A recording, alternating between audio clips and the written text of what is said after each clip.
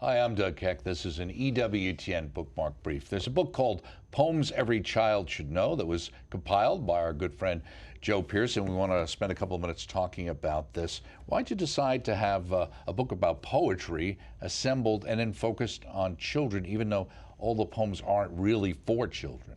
Yeah, well, I think I could approach that from two directions. First of all, we're all called by Christ to be childlike. So poems every child should know is really poems everybody should know. But the other side of it is that children need to know poetry, and not just children's poetry. And I would distinguish between this book is poems every child should know. It's not only a book of children's poetry. So part one is the Mother Goose fairy tale. So that part one is poetry for younger children. So part one is, yes, specifically for younger children. But part two has all sorts of poetry, which is not children's poetry, but it's poetry children should know, and there's a difference. Well, yeah, it kind of goes from old King Cole to King Lear.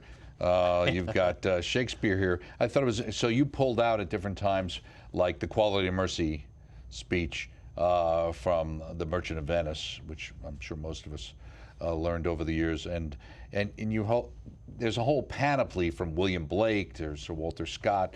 So how did you determine yourself which ones you wanted to put in this particular book? Well, the themes have to be appropriate for children. So there's nothing in here which is either going to be beyond them, because it's too philosophical or too obscurantist. So, for instance, Sir Walter Scott's Lochin Var, it's a narrative poem about a knight in shining armour, and it's not written for children. It's an adventure story, but children are going to enjoy it. So, so The Tiger by William Blake, the speeches by Shakespeare, again, are accessible one. The St. Crispin's Day speech, which many people know. So the idea is that a good, well-rounded education for children needs to include an engagement with these great poems. Why did you save the best work for the very end of the book? There, right after T.S. Eliot, there's a well-known a J. Pearce here. Apparently you were born in 1961 from what I read here. Giving my age away, yes, exactly. So you've got two, The Hedgehog and Star. Yeah, I mean, basically, there was a wonderful anthology of poetry published by and compiled by General Field Marshal Waverley at the end of World War II. And he placed one of his at the end, and he said that at the end of this garden of other men's flowers, I place a wayside dandelion of my own. So I placed two wayside dandelions of my own at the end. One was a poem I wrote when I was a child, and one was one that just came to me while I was actually working on this book. So I thought it'd be a good way to end the... Do you find most great writers, especially historically, were poets as well? Well, I mean, the novel actually is a fairly relatively recent genre. It only goes back to the 17th century. Prior to that, all great writers were poets.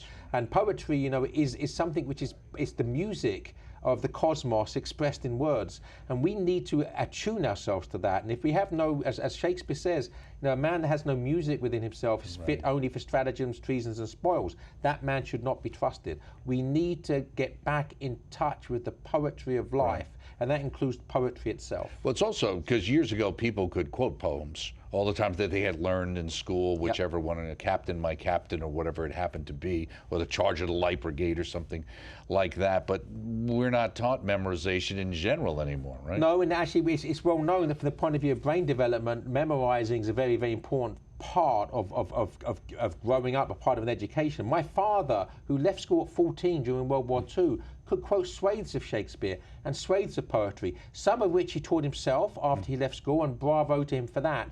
But many others he was taught at school. Really? Okay, very good. Poems Every Child Should Know. Their parents should check it out as well.